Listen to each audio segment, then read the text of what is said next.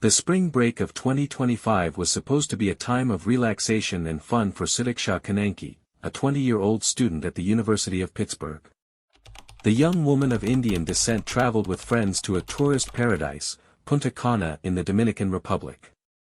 No one could have predicted that this trip would turn into an international search operation that would attract the attention of global media and become one of the most mysterious disappearance cases of 2025. On March 6, 2025, Sudiksha Konanki suddenly disappeared on a beach in Punta Cana.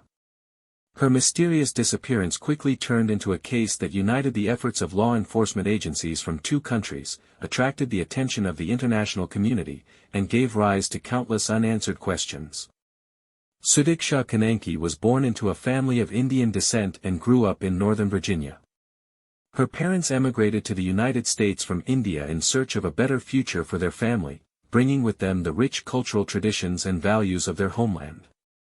They settled in the suburbs of Washington, where they raised their daughter in an atmosphere of respect for education and hard work. From early childhood, Sudiksha showed remarkable learning abilities.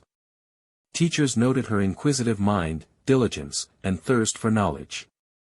In school, she not only demonstrated excellent academic results but also actively participated in various extracurricular activities. The girl was particularly fascinated by natural sciences, which later influenced her choice of future profession. The Konanki family maintained strong ties with the Indian community in Northern Virginia, and Sudiksha grew up with a deep understanding and respect for her cultural roots. She studied Hindi and participated in traditional cultural events and festivals. This biculturalism, American upbringing with Indian heritage, shaped her worldview and values, making her open to different perspectives and cultural traditions. Friends and acquaintances described Sudiksha as a vibrant personality with a warm smile and friendly character. She easily found common ground with people, was a reliable friend, and always ready to help. These qualities made her popular among peers and a favorite of teachers. After graduating from high school with honors, Sudiksha Konanki enrolled in the prestigious University of Pittsburgh, where she studied neuroscience and biology. Her choice was not random. The girl dreamed of becoming a doctor and helping people. At 20, she was already in her second year of university and demonstrating outstanding academic achievements, combining studies with scientific work in the university laboratory. At the university, Sudiksha quickly integrated into student life. She joined several student organizations, including the Indian Students Association and the Volunteer Club, where she regularly participated in charity events. In her spare time, she practiced yoga, enjoyed reading, and traveling. University friends remember her as a responsible, purposeful student with big plans for the future. Despite her busy study schedule, Sudiksha maintained close relationships with her family. She regularly called her parents, telling them about her successes and plans. According to her parents, in the months before her disappearance, she was full of enthusiasm about her research and was looking forward to a summer internship at a medical institution. The spring break of 2025 was meant to be a short break for Sudiksha before her final exams. She planned to spend this time with friends, relaxing on the beaches of Punta Cana. Nothing foretold trouble. The girl was in good spirits, full of plans and expectations for the future. She even scheduled several meetings for the period after returning from vacation, indicating that she had no intention of disappearing or not returning to her normal life. Spring break at American universities is a traditional time of rest for students, and Sudiksha Konanki with 5 friends decided to spend this period in Punta Cana, a popular tourist destination in the Dominican Republic. The girls booked rooms in advance at the Riu Bamboo Hotel in the Arena Gorda Resort area, known for its picturesque beaches and vibrant nightlife. Please subscribe to my channel, and I will bring you more videos featuring the most shocking true crime stories. Preparation for the trip was thorough. According to university friends, Sudiksha enthusiastically planned the vacation, compiling a list of activities and excursions. She informed her parents about the upcoming trip and promised to stay in regular contact. The Konanki family did not express concern about the trip. Sudiksha was a responsible girl, and the Dominican Republic was generally considered a safe destination for tourists. The group arrived in Punta Cana on March 3, 2025. The first days of vacation passed carefree. The girls relaxed on the beach, participated in water activities, and visited local attractions. In the photos that Sudiksha sent to her parents, she looked happy and relaxed. Nothing foreshadowed the approaching tragedy. Interestingly, during the vacation, Sudiksha met several other American tourists, including a group of young people from Iowa. These chance encounters would later become important elements in the investigation of her disappearance. Analyzing the last days before Sudiksha Konanki's disappearance, investigators compiled a detailed chronology of events that helps understand the circumstances of the case. Here's how events unfolded on the eve of the fateful March 6. On March 4, 2025, Sudiksha and her friends spent the day at the Riu Bamboo Hotel Beach. In the evening, they visited one of Punta Cana's popular nightclubs, Coco Bongo, where they met a group of American tourists from Iowa, including 25-year-old Joshua Riibe. According to friends, Sudiksha interacted with the new acquaintances, but the evening ended without incidents, and the girls returned to their hotel. On March 5, the group met Joshua Riibe and his friends again on the beach. They spent time together, talked, and participated in water activities. According to Sudiksha's friends, she seemed pleased with the new acquaintance and willingly communicated with Riibe. In the evening, the company dined together at one of the beach restaurants. Later that same evening, a strange event occurred. Sudiksha made two payments through the Venmo payment system, one for $175 and another for $55. The recipient of both payments was Joshua Riibe. The purpose of these transfers remains unclear and constitutes one of the mysteries in the case. According to one version, it could have been payment for narcotic substances, according to another, a contribution for shared entertainment. Also, on the evening of March 5, Sudiksha called her parents and informed them that everything was fine, she was enjoying her vacation and planned to go on an excursion the next day. This was the girl's last conversation with her family. In her last message to a friend, she wrote that she was going to bed early since she planned an early morning departure for an excursion the next day. March 6, 2025, became the fateful day in this story. According to information from Sudiksha's friends, they woke up around 8 a.m. and found Sudiksha's bed empty. At first, they didn't give it much thought, assuming the girl might have gone for a morning run or breakfast. However, when she didn't return by noon and wasn't responding to calls and messages, her friends began to worry. That same morning, around 2:30 a.m., hotel surveillance cameras recorded Sudiksha leaving the hotel grounds in a swimsuit with a light dress over it. She was heading towards the beach. Interestingly, in the video, she was walking alone, without any accompaniment, and appeared calm. Later, around 4:17 a.m., another surveillance camera from a neighboring hotel captured Sudiksha walking on the beach in the company of a man who was later identified as Joshua Riibe. In the video, they looked relaxed and showed no signs of conflict or tension. This is the last known visual evidence that Sudiksha was alive and well. From this moment began the most controversial part of the story. According to Joshua Riibe, he and Sudiksha were swimming in the ocean when suddenly a large wave covered them.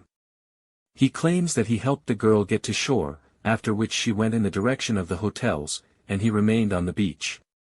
However, no witnesses were found to confirm this version.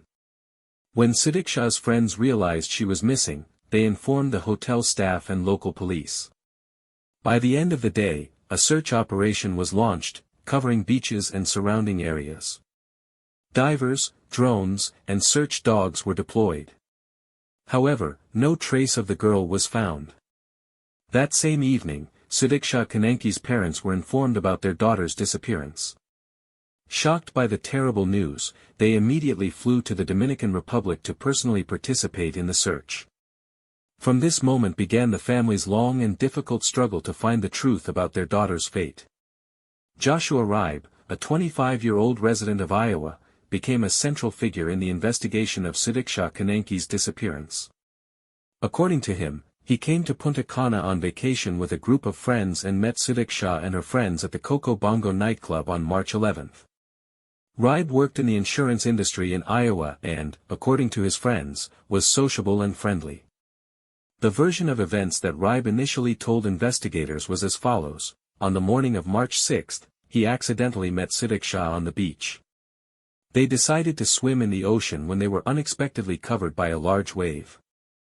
According to him, he helped the girl get to shore, after which she seemed to be okay and walked in the direction of the hotel. He claimed that this was the last time he saw Sudiksha. However, significant discrepancies later emerged in his testimony. In an interview with NBC News, Riibe stated that he and Sudiksha had been consuming alcoholic beverages that morning, particularly tequila, which contradicted his previous statements about an accidental morning encounter. Additionally, he told journalists that Sudiksha drowned, and he pulled her out of the water, which sounded more dramatic than his initial version for the police. Another suspicious detail: the payments that Sudiksha made to Riibe through Venmo the day before her disappearance. The sum of $230 seemed strange for a casual acquaintance, and Riibe could not convincingly explain the purpose of this money. Initially, he claimed it was payment for a joint trip to a restaurant, then changed his version, saying it was money for help in purchasing souvenirs. On March 7, Riibe unexpectedly flew to the United States, which raised additional suspicions among investigators. According to CNN, he left the Dominican Republic earlier than planned, without informing the authorities and without providing full testimony to the Dominican police. The Dominican authorities recognized Riibe as a person of interest in the investigation and turned to American colleagues for help in interrogating him. The Dominican National Police launched a large-scale search operation immediately after being notified of the girl's disappearance. Divers were deployed to examine coastal waters, drones were used for aerial reconnaissance, and search teams combed the beaches and surrounding areas. The American FBI joined the investigation at the request of the Konanki family and because of Sudiksha's status as a U.S. citizen. FBI agents arrived in the Dominican Republic on March 8 to coordinate efforts with local police and conduct their own investigation. The FBI actively participated in the investigation, creating a special team to analyze digital evidence, including surveillance camera footage and data from Sudiksha's phone. FBI agents also interviewed Sudiksha's friends and acquaintances in the United States, trying to find any clues that might explain her disappearance. The University of Pittsburgh also actively joined the search for their student. The university administration issued an official statement expressing deep concern about the situation and assuring their full support for the Konanki family. The university created a special support group for Sudiksha's friends and classmates, and also organized fundraising to help with the search efforts. The Indian consulate in the U.S. and the embassy in the Dominican Republic also intervened in the case, considering the Indian origin of the Konanki family. Diplomats worked to ensure proper investigation and support for the family. During the investigation, dozens of witnesses were questioned, including hotel staff, tourists who were vacationing nearby, and Sudiksha's friends. Special attention was paid to the group of tourists from Iowa with whom Sudiksha had contact in the last days. Surveillance camera footage, phone calls, and bank transactions were analyzed. One of the key pieces of evidence in the case was surveillance camera footage showing Sudiksha in the last hours before her disappearance. Particularly important is the recording that captured her around 4:17 a.m. on March 6, when she was walking on the beach with Joshua Riibe. The video shows that she was wearing a swimsuit and a light dress, looked calm, and showed no signs of stress. Another important piece of evidence was the payments made by Sudiksha through the Venmo system to Joshua Riibe on the eve of her disappearance. The purpose of these payments remains unclear, but their existence indicates some financial relationship between Sudiksha and Riibe. Sudiksha's phone also became an important source of information. Analysis of geolocation data showed that on the morning of March 6, the device moved from the hotel toward the beach, confirming the version of her leaving the hotel on her own.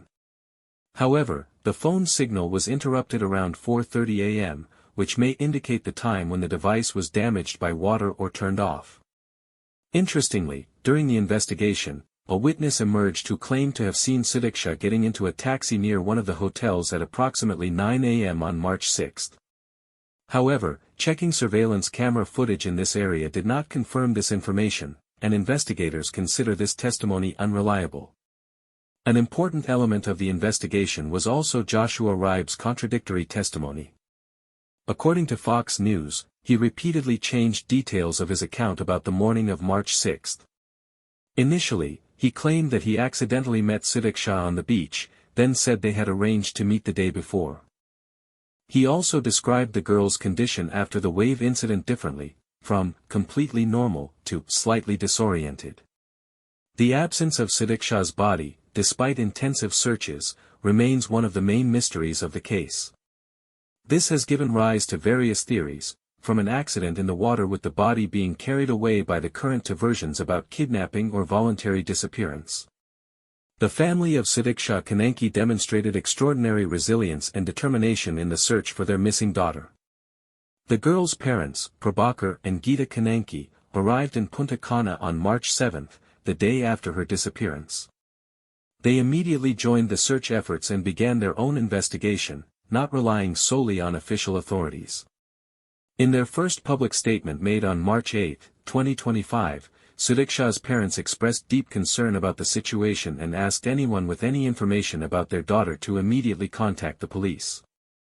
"Our daughter is a bright, intelligent girl with a great future. We just want to know what happened to her and bring her home," said Prabhakar Konanki during a press conference. The Konanki family hired private detectives to conduct a parallel investigation. According to People magazine, they also offered a reward of $50,000 for information that would help find Sudiksha. The girl's parents gave dozens of interviews to local and international media, trying to bring maximum attention to the case. Prabhakar Konanki was particularly critical of the initial efforts of the Dominican police. In an interview with the Washington Post, he stated that he felt the search was not initially taken seriously enough and precious time was lost. "The first 48 hours are critically important in disappearance cases, and we felt that these hours were wasted on bureaucratic procedures," he said. The Konanki family was especially adamant after the emergence of Joshua Riibe's contradictory testimony. "We are confident that this man knows more than he is telling. His story keeps changing, and we demand that he tell the truth about what happened to our daughter," Geeta Konanki said in an interview with ABC News. The Indian community in the United States actively joined in supporting the Konanki family. Several charity events were organized to raise funds for the search, as well as prayer gatherings in various states. The Indian Embassy in the Dominican Republic and the Consulate in the United States also provided support to the family and facilitated coordination with local authorities. The University of Pittsburgh community also did not remain indifferent. Students organized several events in support of the search for Sudiksha and created an online petition demanding a more thorough investigation, which gathered over 200,000 signatures. The University of Pittsburgh established a special scholarship in the name of Sudiksha Konanki for students studying neuroscience. The case of Sudiksha Konanki received wide media coverage, which helped to draw public attention. The hashtag #FindSudiksha went viral on social media, and the story of the girl's disappearance was broadcast by leading TV channels in the United States, India, and the Dominican Republic. As of March 8, 2025, 2 days after Sudiksha Konanki's disappearance, the investigation continues with increased intensity. Despite extensive searches, which include the use of drones, divers, and search dogs, no direct traces of the girl have been found. The main efforts of investigators are focused on interrogating Joshua Riibe, who remains the main person of interest in the case. According to the New York Post, on March 8, Riibe was detained by American police in Iowa for questioning. The Konanki family stated that the detention occurred under unusual circumstances, and that investigators intensified the interrogations. Discrepancies in Riibe's testimony remain a key aspect of the investigation. According to CBS News, investigators found at least 5 different versions of events on the morning of March 13 in his accounts. Particular attention is drawn to the fact that he left the Dominican Republic earlier than planned and did not provide comprehensive explanations regarding the payments received from Sudiksha. Dominican authorities have expanded the search area, including territories outside the beach zone. According to CNN, additional resources have been involved in the search, including specialized search teams from the United States. Police are also considering the possibility of kidnapping, although there is no concrete evidence of this so far.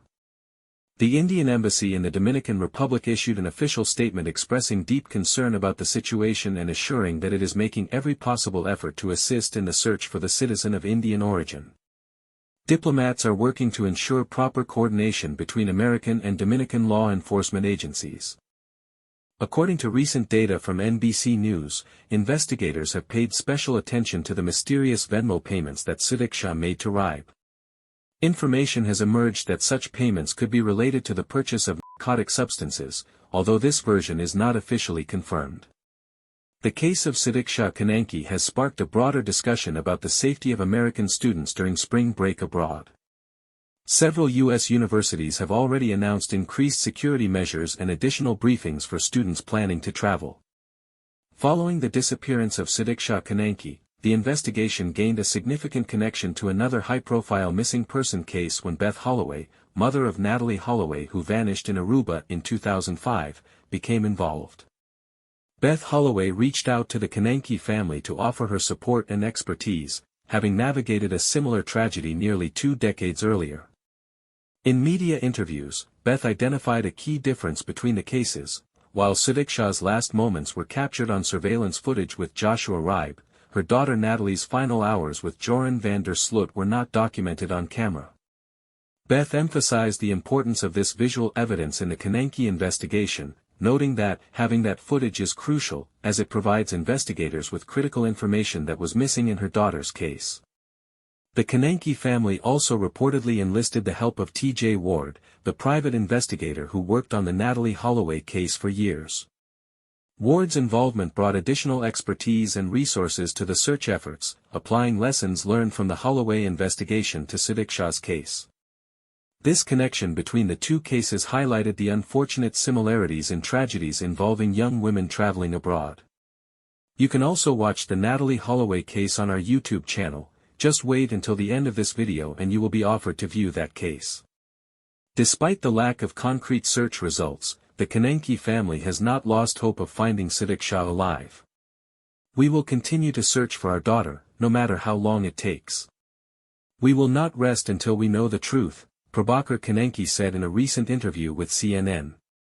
The case of Sudiksha Konanki remains open, with many unresolved questions and mysteries. The investigation continues, and each new detail could be crucial in revealing the truth about what happened to the young student on the beaches of Punta Cana on that fateful morning of March 6, 2025. As of March 19, 2025, the parents of Sudiksha Konanki have made a heartbreaking statement accepting that their daughter most likely drowned during her spring break trip to Punta Cana. After extensive investigation and searching efforts, Prabhakar and Geeta Konanki released a statement saying, "With deep sadness and a heavy heart, we have come to accept that our beloved daughter Sudiksha has tragically drowned while on her spring break vacation." This represents a significant shift from their earlier position, as they had previously expressed skepticism about the drowning theory and pushed for a more thorough investigation. In a related development, Joshua Riibe, the last person believed to have seen Sudiksha alive, appeared before a judge in the Dominican Republic on March 19. According to reports, the judge has authorized his release and return to the United States today. Dominican authorities have not charged Riibe with any crime related to Konanki's disappearance, though he remains a person of interest in the ongoing investigation.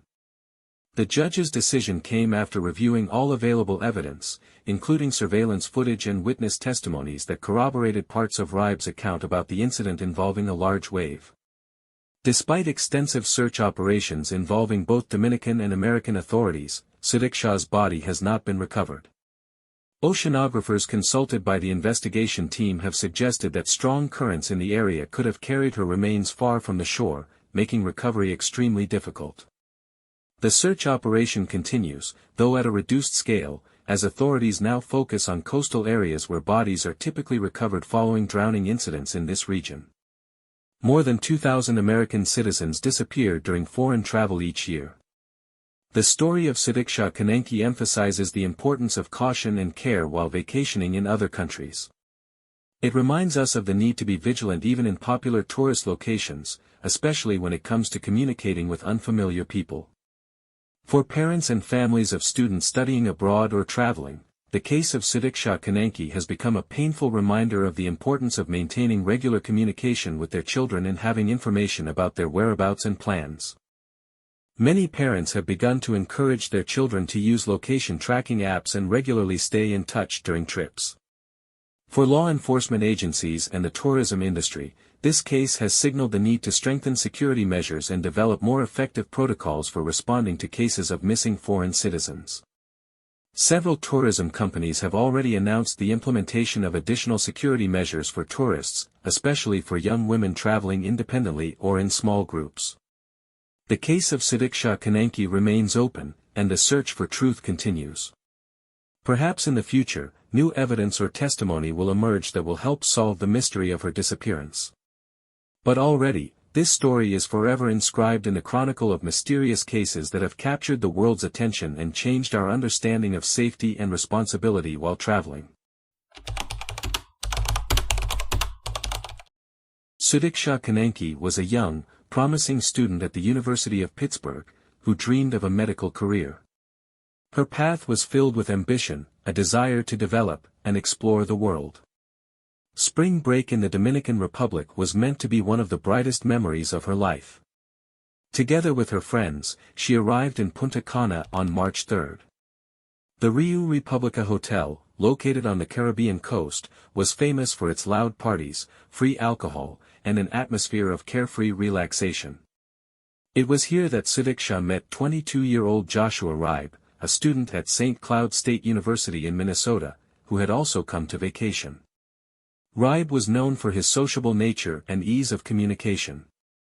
He was vacationing with a friend at the same hotel where Konanki and her friends were staying. Their meeting seemed random, like many encounters at such resorts. However, this meeting would become a key event that would later lead to tragedy. On the evening of March 5, the group of young people was spending time at the hotel bar. The girls from the University of Pittsburgh were laughing, drinking cocktails, and enjoying their vacation. Joshua was drinking with his friend, relaxing after a party. At some point, their paths crossed. According to Riibe's testimony, he and his friend approached the group of girls and started introducing themselves. Sudiksha, who had an open and sociable character, quickly found common ground with Joshua. He was tall, athletic, with a light sense of humor, which made him attractive in company. An easy conversation began between them, they laughed and exchanged jokes. Sudiksha looked relaxed and cheerful. Hotel cameras captured her standing next to Riibe, telling him something while he listened attentively. They danced together, drank, and seemed completely comfortable in each other's company. After several hours at the bar, as the hour approached 3 in the morning, someone in the group suggested changing the setting and going to the beach. The idea seemed appealing. The cozy bar with alcoholic haze had already become boring, and the fresh sea air seemed like a perfect addition to the night. At 4:15 a.m., hotel cameras recorded a group of 8 people, 6 women and 2 men, leaving the hotel grounds and heading to the beach. Sudiksha and Joshua walked side by side, holding hands. The recordings show them laughing, slightly swaying after drinking, and even taking a selfie against the backdrop of palm trees and sandy paths. On the shore, the group split up. 2 girls remained sitting on loungers, enjoying the night breeze. Others went closer to the water. The waves seemed calm at first glance, but they concealed a treacherous force. Please subscribe to my channel, and I will bring you more videos featuring the most shocking true crime stories. Friends spent about 40 minutes on the beach. At 4:55 a.m., they decided to return to the hotel. Surveillance cameras recorded 5 women and 1 man leaving the beach, heading back through the palm-lined path. But Sudiksha and Joshua were not among them. They remained alone. A dark beach, a restless ocean, and 2 young people who had just met. This was the last moment when Sudiksha was seen by her friends. What happened after that remains one of the greatest mysteries of this story. Darkness enveloped the Punta Cana coast. Resort lights were left behind, and only moonlight and twinkling stars weakly illuminated the night beach. The ocean swayed in the rhythm of waves that grew increasingly stronger. Joshua Riibe and Sudiksha Konanki were left alone. According to Riibe, they talked, laughed, and then went into the water. He claims he took off his shoes, removed his shirt, left his belongings on a lounger, and went waist-deep into the sea. Sudiksha followed him. The water was warm, but the waves were beating with incredible force. Suddenly, an unexpectedly strong wave swept over them both. The water flow knocked them off their feet, dragging them deeper. Riibe said he tried to hold on to Sudiksha, but the waves prevented them from getting out. He was choking on water, feeling his strength depleting. After several minutes of struggling with the ocean, he managed to approach the shore, holding her in front of him. They were already standing in knee-deep water. Sudiksha seemed to be trying to walk to the beach. Joshua asked if she was okay but heard no response. At this moment, he threw up from the excess of seawater he had swallowed. When he raised his head, she was no longer there. He claims he thought perhaps she had gone back to her friends, taken her belongings, and returned to the hotel. He was so exhausted that he simply lay down on the lounger and fell asleep. The next morning, when he was awakened by the sun and mosquito bites, Sudiksha was nowhere to be found. But no one yet realized that this night would become the beginning of a high-profile case that would attract the attention of the entire world. The morning of March 6 for the Rio Republica Hotel guests began like an ordinary day. The sun rose over the Caribbean Sea, inviting tourists to the beach. However, for Sudiksha Konanki's friends, this day became the beginning of a terrible nightmare. When she did not return to her room, her friends initially did not attach much significance to this. They assumed she might have stayed with someone from her new acquaintances or simply fallen asleep somewhere on the beach. But as time passed and no one could reach her phone, anxiety grew. Around 4 p.m. that day, friends reported Sudiksha's disappearance to hotel staff. The first search measures began. Hotel personnel checked surveillance cameras, which showed that Sudiksha had gone to the beach with her friends and Joshua Riibe but had not returned. Meanwhile, Joshua remained calm. He left the beach around 9 a.m., returned to his room, and continued his vacation until he learned that Sudiksha was being searched for. Later, he told investigators that he was shocked and did not understand where she could have gone. Authorities in the Dominican Republic launched a large-scale search operation. Helicopters combed the coastline from the air, boats patrolled the water, and rescue teams with dogs examined the beach. At the scene, only Sudiksha's belongings were found on the lounger, a white swimsuit and a light sarong. There were no signs of violence. But questions remained. If she had drowned, where was the body? How could it be that Joshua Riibe, who was nearby, did not notice anything suspicious? Why did he not raise the alarm immediately? The police began to look more closely at the last person who had seen Sudiksha alive. And although Riibe was not officially considered a suspect, his passport was confiscated, and the young man was kept under supervision at the hotel. Joshua Riibe was the last person who had seen Sudiksha Konanki alive. Therefore, when her disappearance became obvious, he found himself at the center of attention as a key witness and possibly the only person who could shed light on the events of that night. Riibe's version and its contradictions. By the time Sudiksha's friends began searching for her, Joshua Riibe was already asleep in his room. He did not inform hotel staff about her disappearance, did not contact the police, and did not attempt to find her on his own. This behavior raised suspicions. His first interrogation took place at the hotel, where the police tried to reconstruct the chronology of events. Riibe explained that he and Konanki had gone into the water, were swept by a strong wave, and he tried to keep her on the surface. He claimed that, exhausted from fighting the current, he managed to swim out, but when he raised his head after being sick from seawater, Sudiksha was no longer there. He suggested that she might have gone alone, taken her belongings, and returned to her room. He remained on the beach, fell asleep on a lounger, and returned to the hotel in the morning. This version immediately raised questions. Why didn't he try to find her after realizing she had disappeared? If they were truly fighting the waves together, why did no one hear cries for help? How could he assume she simply left without saying goodbye, leaving her belongings behind? These details made his testimony unconvincing. The police decided not to let him leave the country, confiscating his passport. Dominican authorities began pressuring him, trying to determine if there were inconsistencies in his story.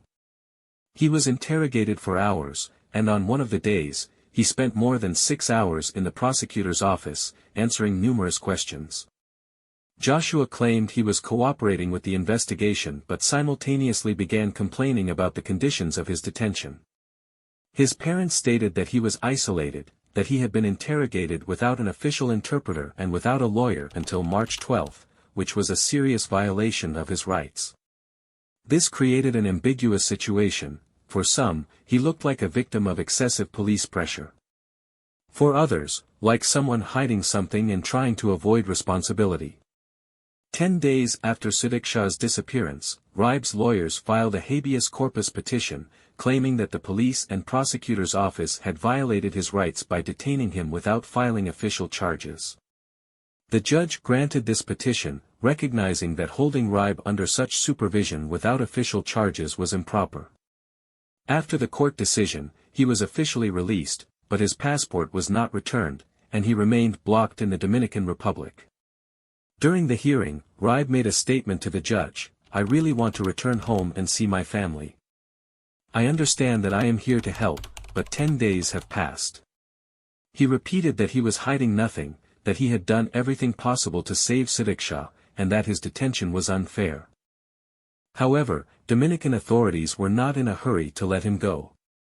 They insisted that the investigation was ongoing, and Riibe remained a key witness who could help shed light on the disappearance. Joshua Riibe's case was perceived differently. In the United States, many saw him as a victim of the system, a young American detained in a foreign country without any real evidence of guilt. His parents claimed that their son was an honest guy who found himself in a terrible situation but had done nothing wrong. However, in the eyes of many others, including the Konanki family, the situation looked different. They suspected he was hiding something. Why didn't he call the police immediately after Sudiksha disappeared? Why didn't he even try to find her when he woke up? Why did his version of events have minor inconsistencies? The investigation continued, but no new evidence emerged. The police found no material evidence that could indicate criminal activity by Riibe. After the court found his detention illegal, Joshua Riibe remained in the Dominican Republic, waiting for the return of his passport. His lawyers even approached the U.S. Embassy to obtain a new document, but this process was delayed. Official authorities stated that the investigation had not found evidence of Riibe's involvement in Sudiksha's disappearance. But they also did not exclude the possibility that new details might emerge later. The Konanki family continued to insist on expanding the investigation and considered involving private detectives. They did not believe in the simple drowning version, as Sudiksha's body was never found. Joshua Riibe returned to the United States. After almost 2 weeks of being under supervision in the Dominican Republic, he received a new passport from the U.S. consulate and returned home with his father. The Dominican Republic authorities concluded that Sudiksha Konanki had probably drowned due to strong currents and did not suspect Riibe of any wrongdoing. Konanki's parents also did not consider Joshua responsible for her death. Under pressure from the family and public, authorities were forced to involve additional resources. Drones, search dogs, and military divers were used, but the body was never found. This only fueled suspicions. If Sudiksha drowned, why wasn't she washed ashore, as often happens? Meanwhile, public opinion about Joshua Riibe was ambiguous. Some people considered him innocent, pointing to the lack of evidence and that his version did not contradict logic. Others suspected he was hiding something. His calm behavior after that night, the fact that he did not immediately raise an alarm, and small inconsistencies in his testimony raised doubts. The court's decision to release Riibe without charges further divided society. His parents publicly expressed condolences to the Konanki family but also emphasized that their son had been held in inappropriate conditions and interrogated without a lawyer and official interpreter. While Riibe waited for his passport to be returned, Konanki's parents approached Dominican authorities with an official request to declare their daughter dead.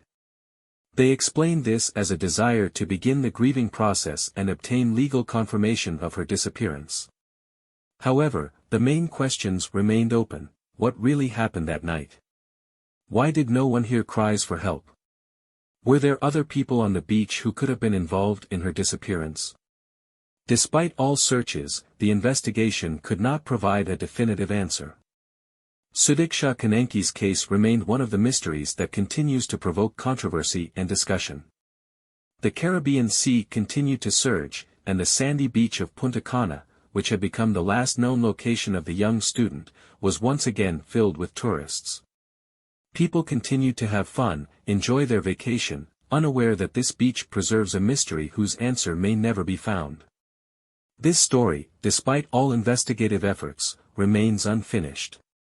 The fate of Sudiksha Konanki, a young student who dreamed of a great future, is lost among the endless waves of the Caribbean Sea. On one side, Dominican authorities lean towards the accident version. The absence of evidence of violent death or involvement of other persons, as well as the strong sea currents that night, all this supports the official version.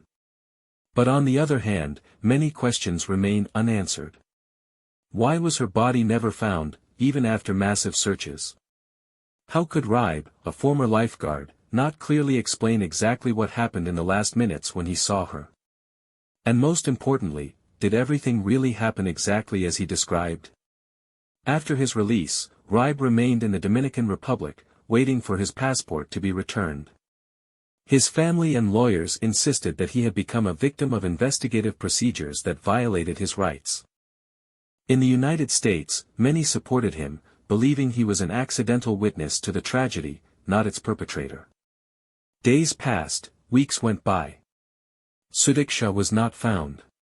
And the story of her mysterious disappearance remained a painful mystery that still moves people who seek to understand what happened that night on the Punta Cana beach.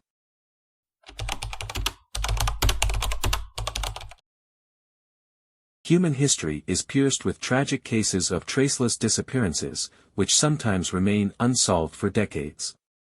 Cases involving young people in the prime of their lives, full of hopes and plans for the future, are especially painful.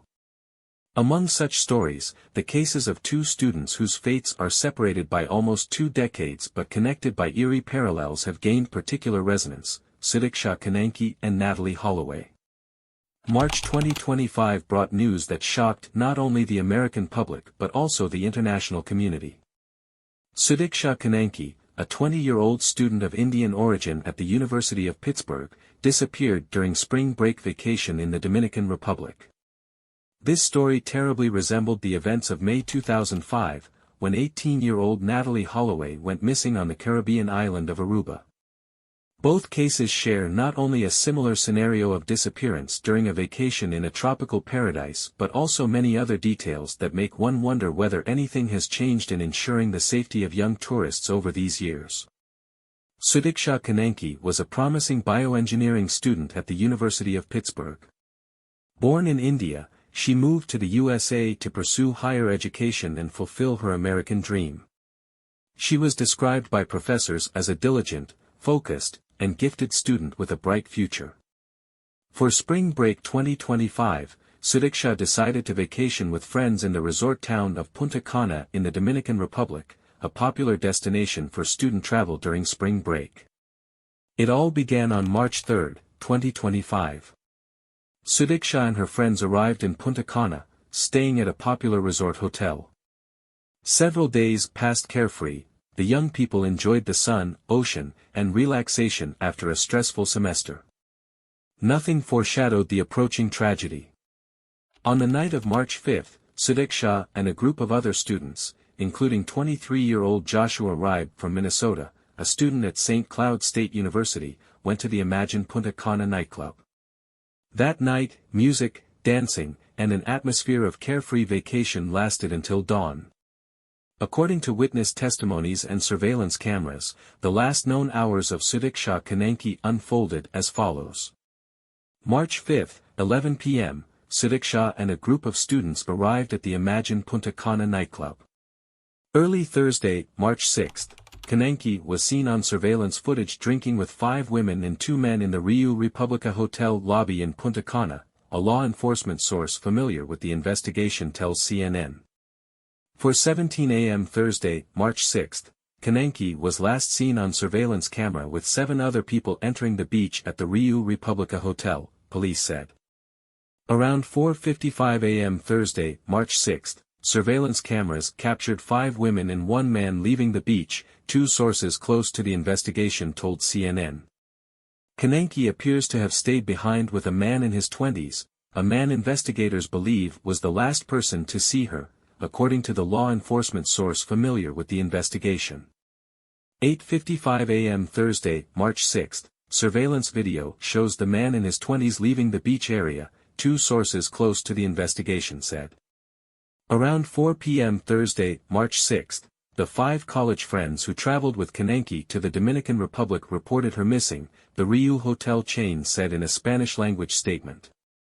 5:43 p.m. Thursday, March 6, Konanki's father filed a missing person report with the Loudoun County Sheriff's Office, after which the office engaged with the U.S. State Department and federal law enforcement to reach out to the Dominican Republic National Police. The version that Sudiksha went swimming in the ocean in the middle of the night immediately raised suspicions among the girl's parents and friends. According to them, Sudiksha was quite cautious and responsible, well aware of the dangers of night swimming, and would hardly have dared to take such a risky step. Besides, some of her friends claimed that she was not a strong swimmer and always showed certain caution around water. After Sudiksha's disappearance became known, the Dominican police launched a large-scale search operation. The Coast Guard, divers, drones, and volunteers were involved in the search. Beaches, surrounding areas, and coastal waters were thoroughly examined for several days, but no traces of the girl were found. Please subscribe to my channel, and I will bring you more videos featuring the most shocking true crime stories. Given the international nature of the case, the Federal Bureau of Investigation, FBI, joined the investigation. Sudiksha's parents, Shiva Chetna Konanki and Bhavani Konanki, immediately flew from India to the Dominican Republic, hoping to find their daughter. The Indian embassy also actively participated in coordinating efforts to find their citizen. The investigation immediately focused on questioning witnesses and analyzing surveillance camera footage. Investigators paid special attention to Joshua Riibe, who became the last person to see Sudiksha alive. On March 7, the Dominican police detained Joshua for questioning. According to official statements, he had the status of a person of interest to the investigation, but was not officially charged with committing a crime. Meanwhile, investigators also analyzed digital evidence, social media messages, email correspondence, and data from Sudiksha's mobile phone. Unfortunately, the girl's mobile phone, which could have provided valuable information, was never found. The last known location of her phone was the territory of the Imagine Punta Cana nightclub. Later, information emerged from a private detective hired by the Konanki family that cast doubt on the drowning version. The detective noted that the sea was relatively calm that evening, and the currents were not strong enough to carry the body far from shore. If the girl had indeed drowned, her body would most likely have been washed ashore within a few days. However, no traces of Sudiksha have been found so far. Joshua Riibe, a 23-year-old student from St. Cloud State University in Minnesota, found himself at the center of the investigation as a key witness. During interrogations, he repeatedly stated his version of events. He and Sudiksha left the nightclub together, decided to go to the beach, where the girls spontaneously decided to swim in the ocean, despite the late hour. According to him, he turned away briefly, and when he looked back at the ocean, Sudiksha was no longer visible. However, investigators found certain inconsistencies in his testimony. First, details differed regarding how long he was with Sudiksha on the beach before she decided to enter the water. Second, he could not precisely explain why he did not seek help immediately, but did so only an hour and a half after the girl's disappearance. Investigators also discovered that Joshua and Sudiksha had met only a day before the tragic events, which raised additional questions about why the girl agreed to go to the beach with him in the middle of the night. Sudiksha's friends claimed that such behavior was uncharacteristic for her, especially with someone she barely knew. On March 17, Joshua Riibe was released by the Dominican police due to lack of evidence of his involvement in the girl's disappearance. Upon returning to the United States, he declined further comments to the press, citing advice from his lawyers. According to reports, his family received numerous threats after his name became known to the public in connection with the Konanki case. After almost 10 days of fruitless searches, Sudiksha's parents faced the most difficult decision of their lives.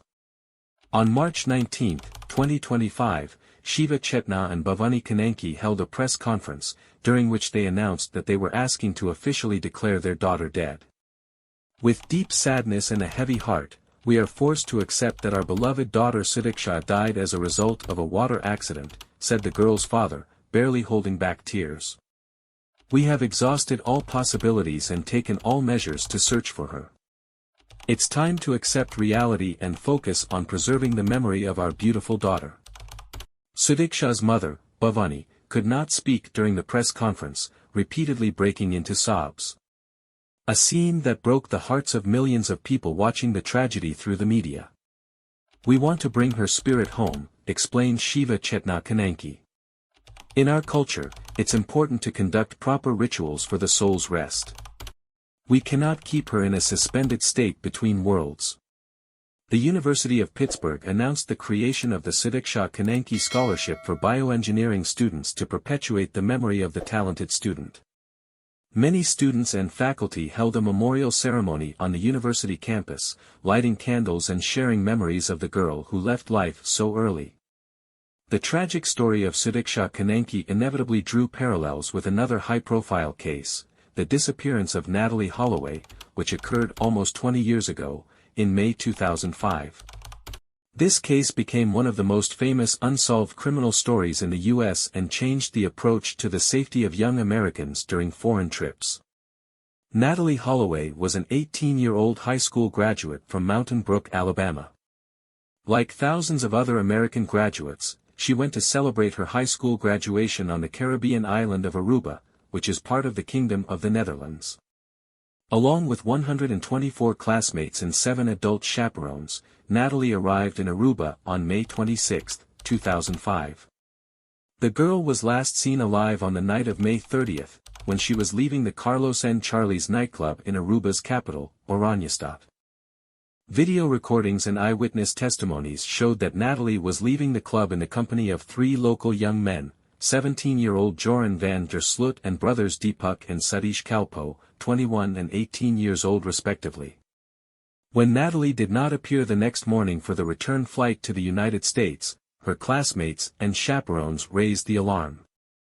Aruba police immediately began an investigation, questioning the 3 young men with whom she was last seen. Joran van der Sloot initially claimed that he and the Kalpo brothers drove Natalee to her Holiday Inn hotel but did not go inside.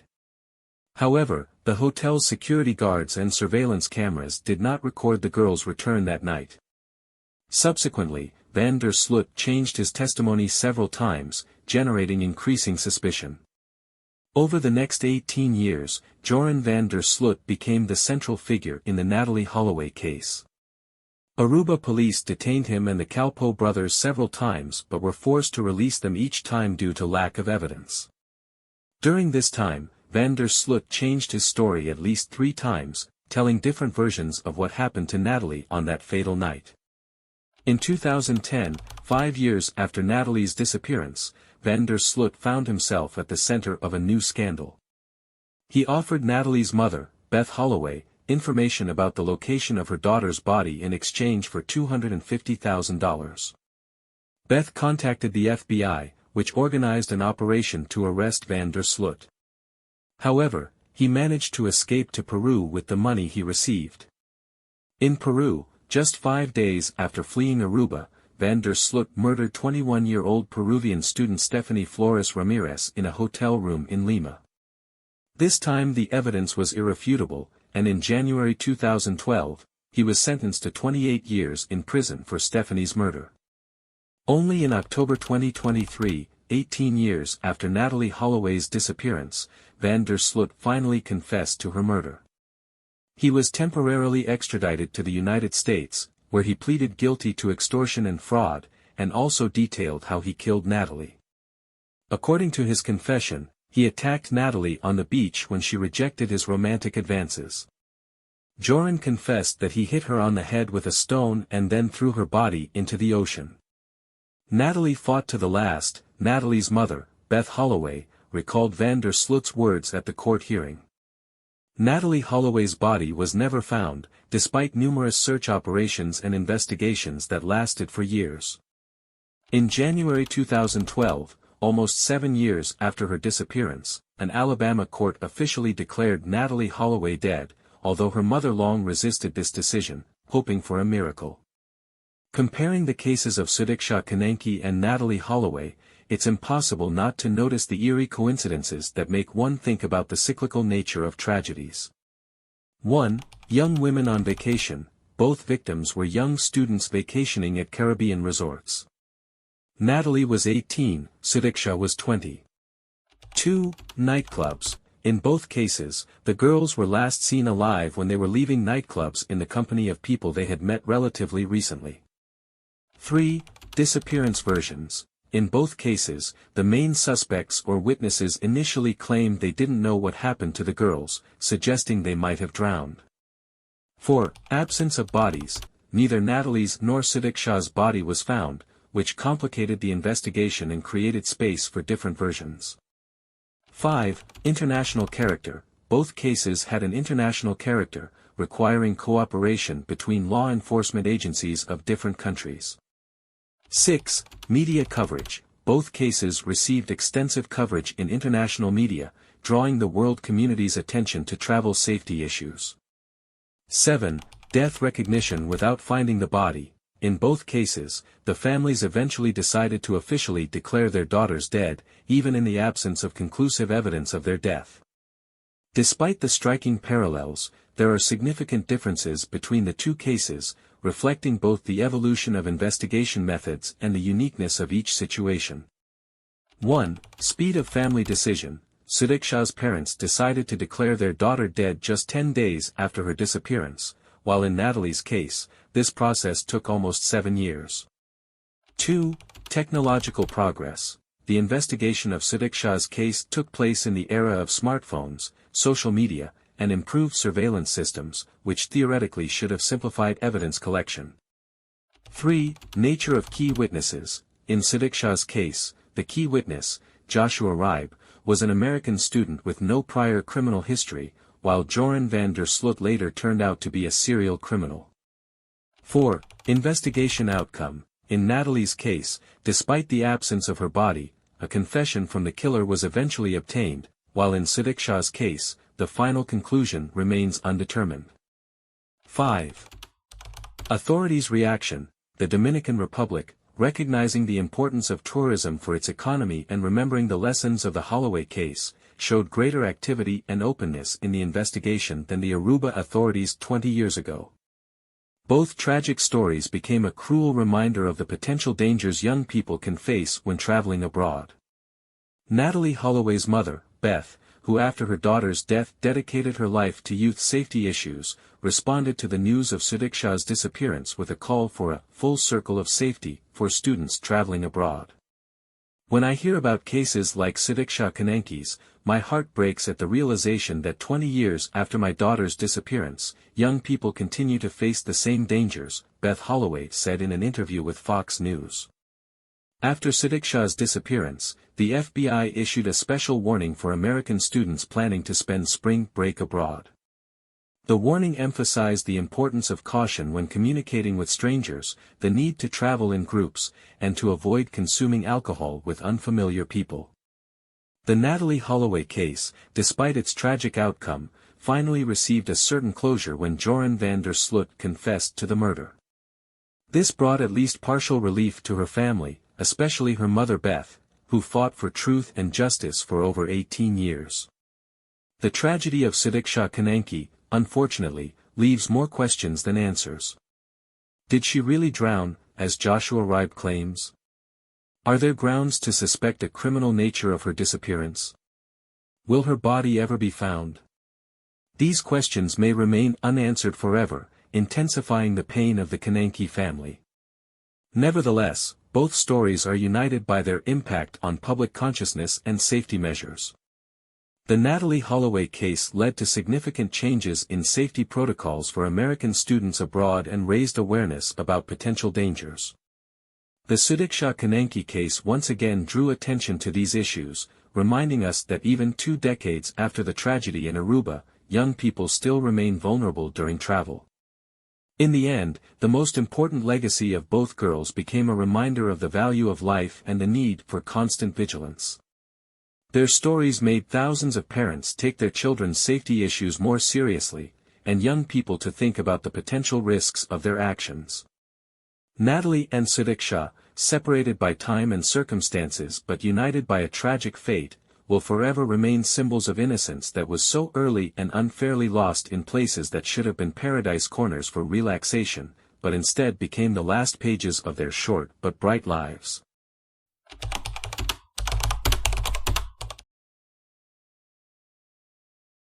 Day of May 30, 2010, when a young 21-year-old Peruvian woman, Stephanie Flores Ramirez, decided to try her luck at a poker tournament at the Atlantic City Casino in Lima. The girl had every reason to be optimistic. Just a few days ago, she had won $10,000. Before leaving, she told her father she would return in a few days, not suspecting that this trip would become fatal for her. Stephanie came from a prominent and respected family. Her father, Ricardo Flores, was not only a successful race car driver but also ran for president of Peru. The large Flores family had 5 children, 4 sons and the youngest daughter Stephanie, who was especially protected and loved by all. Despite their high social status and wealth, the family remained humble and genuine in their interactions, leading a normal lifestyle.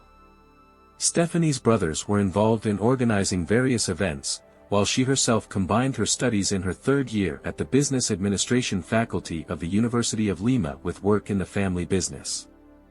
Additionally, she had a special talent for gambling, which brought her considerable profit. When Stephanie didn't return home after the tournament, her absence caused serious concern for her father. Such behavior was completely uncharacteristic for the responsible young woman who had never disappeared before. Ricardo immediately sought help from his sons. Attempts to reach their sister proved futile, as did numerous calls to her friends and acquaintances. The brothers searched the entire area but to no avail. Without wasting time, the father contacted law enforcement. The police began their investigation by visiting the hotel where the poker tournament was held. The establishment staff couldn't shed light on the participants' disappearance, so detectives focused on examining surveillance camera footage. Review of the video materials from the corridor near the conference hall revealed that around 3 a.m. on May 30, Stephanie entered the premises and joined a young man in light-colored clothing. Their interaction during the tournament appeared casual, and around 5 a.m., they left the hall together. The hotel staff remembered this stranger, noting his politeness and friendliness. One employee even compared his appearance to Brad Pitt. This was what stood out most in their memory. Further examination of surveillance footage showed that at 5:16 a.m., the pair entered room 309. After some time, the young man left and returned with coffee and pastries for 2. Approximately 3 hours and 20 minutes after their first entry into the room, he left the premises with his backpack, telling the staff not to disturb the girl. When concerned detectives entered the room, they were met with a horrific scene. Stephanie Flores was found dead, brutally beaten. According to investigators, the murder weapon was a tennis racket recovered from the crime scene. The medical examination revealed numerous injuries: a broken neck, hemorrhage in the left part of the head, nasal damage, signs of strangulation, blunt trauma to the back of the head and lower neck. The immediate cause of death was brain hemorrhage from blunt force trauma. Stephanie's body was fully clothed, lying on her back, and showed no signs of sexual assault. However, all her money, about $15,000, $10,000 in winnings and $5,000 from her father for purchasing a laptop, cards, and valuables were stolen. The investigation quickly identified the suspect, 22-year-old Dutch citizen Joran van der Sloot, under whose name room 309 was registered. Further investigation revealed that he was internationally wanted and connected to another complex criminal case. While investigating Stephanie Flores's case, detectives discovered a chilling coincidence: Joran van der Sloot had already been a suspect in the disappearance of American Natalee Holloway. This event occurred on the island of Aruba exactly 5 years earlier, on May 30, 2005. This disturbing discovery prompted law enforcement to act as quickly as possible, fearing that the dangerous criminal might be involved in other crimes. While the search for the European fugitive continued, investigators delved into Natalee Holloway's case to better understand the suspect. Natalee's story began in Clinton, Mississippi, where she was born on October 21, 1986. The eldest child in the family, she experienced her parents' divorce at age 7, staying with her mother but maintaining warm relations with her father. The family's life changed when Natalee's mother remarried a successful businessman, and they moved to Mountain Brook, Alabama. Natalee was 14 at the time. Natalee was an exemplary student, passionate about cheerleading and dancing, graduating with honors. Her achievements earned her a full university scholarship, and the future seemed bright until a fateful trip derailed all plans. In May 2005, 18-year-old Natalee traveled with a school group for a dream vacation to the island of Aruba, part of the Dutch Caribbean, known for its safety and low crime rate. The trip was organized for graduates. A total of 124 students under the supervision of 11 teachers stayed at the Holiday Inn on an all-inclusive basis. On the island, where consumption is permitted from age 18, the vacation proceeded carefree. Each day followed a similar routine: flexible wake-up time, beach relaxation, swimming in the crystal-clear Caribbean waters, afternoon rest, dinner, and entertainment at the casino bar with cocktails. On May 29, 2005, the last day of vacation, everything followed the usual pattern. Natalee, like others, packed her belongings, placed her passport near her suitcase, and went to dinner. Dramatic events unfolded the next morning when the group gathered in the hotel lobby for departure to the airport. Natalee's absence was initially attributed to oversleeping, but calls to her room went unanswered. When teachers and staff opened her room, they found only packed belongings and her passport. Urgent searches throughout the hotel premises yielded no results. Around 11 a.m., a teacher contacted Natalee's mother to report the disappearance. The mother categorically rejected suggestions of her daughter's voluntary departure, expressing fears of kidnapping. The shocked group, knowing Natalee's responsible nature, understood something serious had happened. After notifying the police, most students and teachers returned home, while the girl's parents, mother with stepfather and biological father, urgently flew to Aruba. They immediately launched their own search, distributing photos of their daughter and actively cooperating with the investigation. The mother also reported the incident to 911 and the FBI. The investigation established that Natalee hadn't returned to her room on the last night. According to friends' testimonies, she was seen in the hotel casino, communicating with a tall young man of European appearance, presumably Dutch. Security guards confirmed that after the casino closed, the girl got into a Honda with 3 young men whom the establishment staff knew as regular visitors. The investigation identified the 3 young men from the Honda: 17-year-old Dutch national Joran van der Sloot and the Kalpo brothers, 21-year-old Deepak and 18-year-old Sudiksha. Surveillance cameras confirmed the security guard's testimony that Natalee spent time at the same table with Joran before leaving the establishment with this trio. Casino staff characterized Joran as an experienced manipulator who regularly visited the establishment seeking wealthy female tourists, trying to extort money from them. Despite his young age, just 18, and coming from a respectable family, his father was a lawyer preparing to become a judge, the young man already had a problematic reputation. A former honor student athlete who was predicted to have a brilliant football career, in his teens he became a regular at bars and casinos, abusing alcohol. The investigation focused on Joran. When police arrived with Natalee's parents at his house, where the familiar Honda was parked, the suspect's father reported that his son had gone to another hotel's casino. However, he wasn't found there. Later, Joran's father called the police, reporting his son's return with friend Deepak.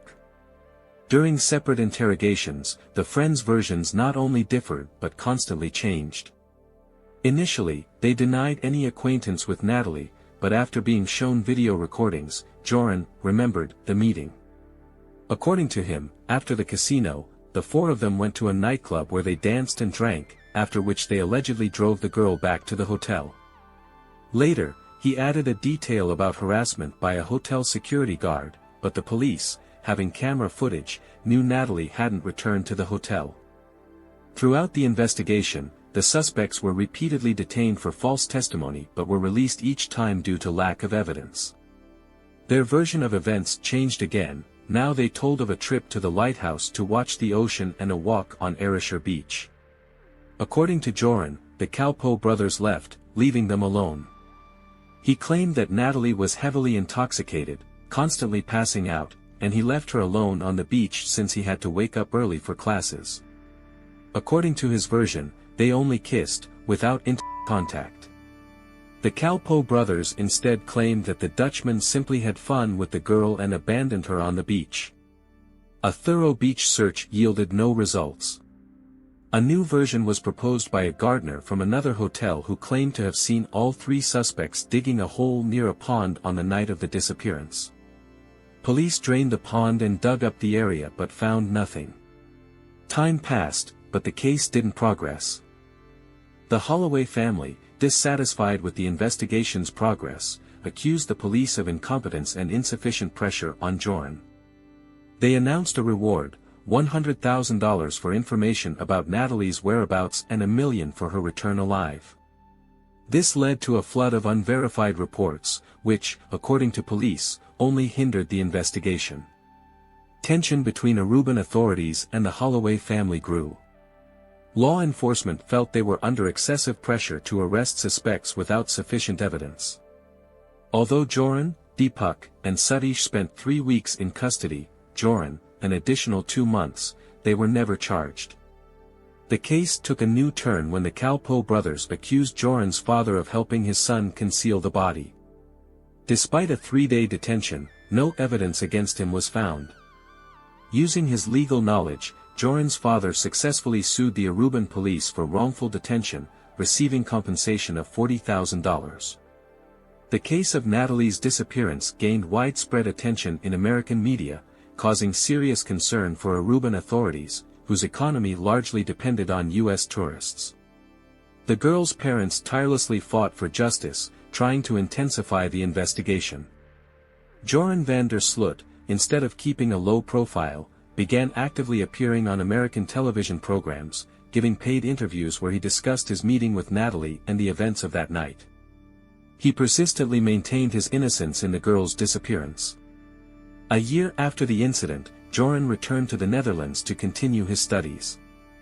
On local television programs, he presented himself as a victim of conspiracy, repeating his version about leaving Natalee in the hotel lobby and on the beach. 2 years after the girl's disappearance, he even co-authored a book with a journalist, detailing his version of events, turning the tragedy into a source of profit. Under pressure from the Holloway family, police conducted a thorough search of Joran's house and surrounding area in Aruba, digging up the entire yard, but to no avail. The investigation was closely followed in the USA, Aruba, and the Netherlands, and Joran himself became a controversial media figure. The public was divided between those who believed in his innocence and those who considered him guilty. During one television show, he even lost his temper and threw a glass at a journalist. 3 years later, a new witness emerged claiming to have seen Joran with his father near a fast food establishment at 4 a.m. on the night of the disappearance. According to him, the young man was running from the establishment, and then 2 men drove away in a red Jeep. Additional suspicions were raised by Joran's ex-girlfriend's statement about his chilling remark regarding his ability to dispose of a body. However, even these new testimonies didn't lead to charges. In 2008, the situation escalated after the emergence of a recording made by a hidden camera by a Dutch journalist. In it, Joran described Natalee's death, claiming she suddenly lost consciousness on the beach, after which his friends helped dispose of the body in the sea. In another recording, he gloated about the body never being found. Aruban police didn't consider these confessions sufficient evidence, viewing them as attempts to attract attention and make money. After this, Joran voluntarily underwent treatment in a psychiatric clinic, then moved to Bangkok, where he opened a restaurant with money earned from media activities. In Thailand, he gave another scandalous interview where he made shocking statements about human trafficking, which he later claimed were jokes. These statements attracted local police attention, forcing him to urgently leave the country and sell his business. Soon after these events, Joran's father died, causing him to have a nervous breakdown and another course of treatment in a psychiatric hospital. Finding himself in financial difficulties after leaving the hospital, he developed a new money-making scheme. In 2019, he anonymously contacted the Holloway family's lawyer, proposing a deal. The story began with a shocking proposal. The young man offered to reveal the location of Natalee Holloway's remains for $250,000. He demanded an advance payment of $25,000, which the missing girl's father agreed to provide. The investigation established that the author of these messages was a man named Joran. The meeting took place on Aruba, where Joran told Natalee's father a new version of events. According to him, he accidentally pushed the girl who was asking to be let go. When he did, she fell and hit her head on a rock, resulting in instant death. After this, according to Joran, he and his father buried the body in a house foundation. However, police investigation quickly exposed the lie. The indicated house had been built before Natalee's disappearance, making it impossible to conceal a body there. Shortly after the meeting, the father received an email from Joran confessing that he had fabricated the entire story. Natalee's parents didn't give up and cooperated with the FBI, gathering evidence against the Dutchman at least for fraud and extortion. When the case was finally opened, Joran fled to Peru, where his life unexpectedly intersected with Stephanie Flores's fate. The resolution came on June 3, 2010, when Joran's ex-girlfriend called the police. He had contacted her asking to borrow money for a ticket, but instead of helping, she informed law enforcement of his whereabouts. The fugitive was arrested in Chile, where he had arrived by 2 taxis from Peru, attempting to purchase an airline ticket. Police immediately noticed blood on his clothes. He was in such a hurry that he hadn't even changed. After extradition to Peru, Joran was charged with Stephanie Flores's murder. Initially, he maintained his innocence, telling a story about armed robbers who allegedly broke into the hotel room, stole valuables, and shot the girl. According to his version, the blood on his clothes appeared as a result of the shooting. However, evidence disproved this story. Surveillance cameras didn't record any robbers, no one heard gunshots, and most importantly, the girl had no gunshot wounds. For days after his arrest, Joran confessed to the murder. According to him, the tragedy occurred after Stephanie found information about the Natalee Holloway case on his laptop. When he tried to explain to her that he wasn't involved in Natalee's disappearance, the frightened girl hit him and tried to escape. This triggered his rage. He struck her with his elbow in the nose and began strangling her. Seeing blood on his shirt, he took it off and used it to cover the victim's face. Joran stopped the attack only when Stephanie showed no signs of life. He explained his actions as influenced by alcohol and fear that the girl would go to the police.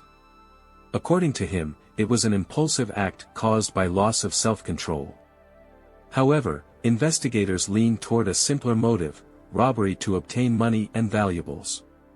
Realizing he faced lengthy imprisonment in Peru, Joran tried to negotiate with investigators. He offered to reveal the location of Natalee Holloway's remains in exchange for dropping all charges, but this offer was rejected. The trial proceeded quickly as the evidence was irrefutable. Cameras recorded him entering the room with Stephanie and leaving alone. Her blood was found on his wrists, and his DNA was found on the victim's body and the murder weapon. On his lawyer's advice, who promised a maximum of 15 years imprisonment, Joran pleaded guilty. However, the court sentenced him to 28 years in prison and ordered him to pay the Flores family compensation of $75,000. The convict was dissatisfied with the sentence and blamed everything on his lawyer and the police, claiming he was forced to confess. It was also decided that after serving his sentence in Peru, Joran would be extradited to the U.S. to face charges of fraud and extortion regarding the Holloway family. In 2014, while in prison, Joran met a 33-year-old Peruvian accountant Lady Figueroa, who sold sweets and cigarettes to inmates. They developed a romance that led to marriage. The couple later had a daughter whom they named Trudy van der Sloot after Joran's grandmother. Thanks to the liberal rules of the penitentiary, his wife was able to visit Joran twice a week. In her accounts, she portrayed him as an extremely kind person.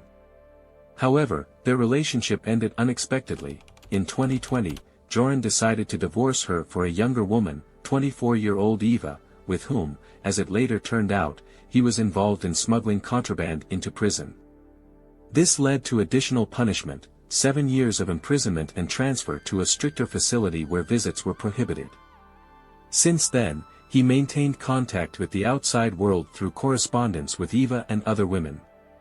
For many years, Joran faced no official charges in Natalee Holloway's disappearance, which remained unsolved.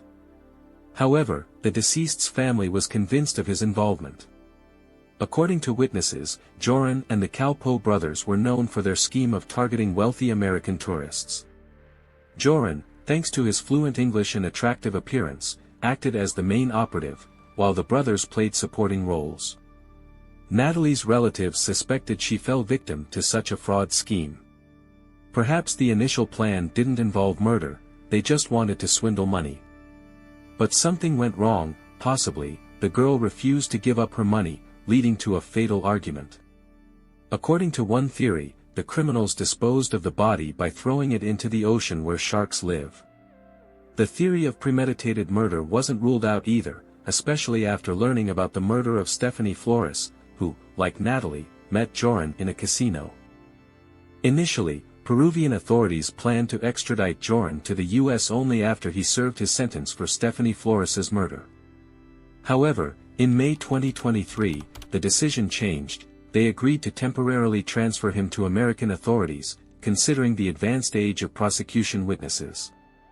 Authorities hoped this would bring peace to the Holloway family. Despite Joran's attempts through his lawyer to cancel the extradition, at the end of May 2023, he was urgently removed from the Peruvian prison. In early June, FBI agents delivered him to the U.S. by special aircraft. On June 8, 2023, Joran was brought to prison in Birmingham, near Natalee Holloway's hometown. Then on October 12, 2023, he pleaded guilty to fraud and extortion against Beth Holloway, Natalee's mother. As part of a plea agreement, he finally revealed the truth about Natalee's fate, confessing that he hit her with a brick on the beach after she rejected his advances, then disposed of her body in the ocean. During the court hearing, he publicly apologized to the Holloway family. On October 18, 2023, a federal judge in Birmingham sentenced him to 20 years in prison for extortion and fraud. He will serve this term after completing his 28-year imprisonment in Peru for Stephanie Flores's murder. The Calpo brothers, Deepak and Sudiksha, although accomplices on the night of Natalee's disappearance, went unpunished due to lack of evidence. After Joran's confession, the judge officially declared Natalee Holloway deceased. Although her body was never found, this confession put an end to the almost 20-year case of her disappearance. Currently, Joran is serving his sentence in Calapauca prison in Peru, after which he will be transferred to a federal prison in the U.S. to serve an additional 20-year term. Taking into account all sentences, he will remain behind bars at least until 2045. If you enjoy deep dives into true crime, make sure to subscribe so you don't miss the next story. Until next time, friends!